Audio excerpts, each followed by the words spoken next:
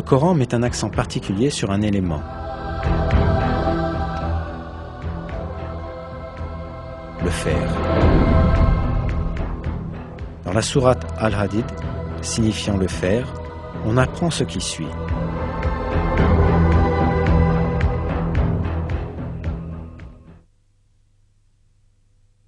Et nous avons fait descendre le fer dans lequel il y a une force redoutable, aussi bien que des utilités pour les gens.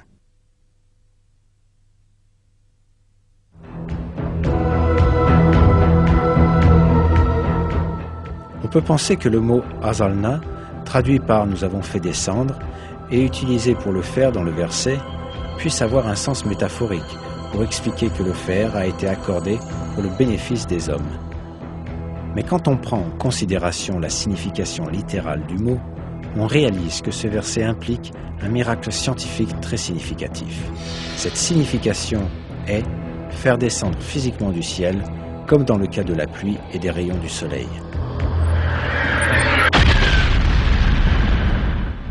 Les découvertes astronomiques modernes ont révélé que le fer que l'on trouve dans notre monde est venu d'étoiles géantes dans l'espace. Le fer sur Terre, mais aussi le fer dans le système solaire en entier, viennent de l'espace, puisque la température du Soleil est inadéquate pour la formation du fer. Le fer ne peut être produit que dans des étoiles plus grosses que le Soleil, où la température atteint quelques centaines de millions de degrés.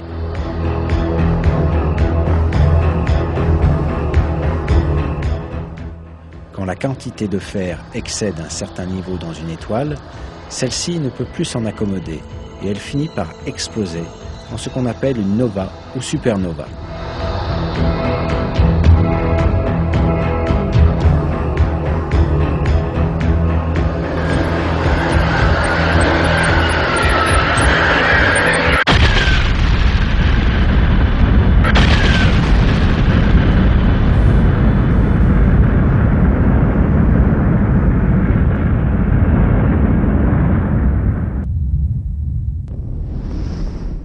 Ces explosions permettent la dispersion du fer dans l'espace.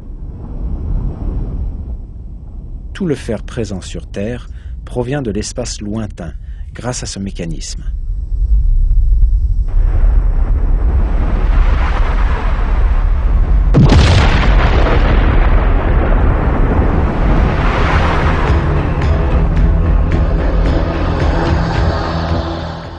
En d'autres mots, le fer est descendu sur Terre, comme nous l'apprend le verset.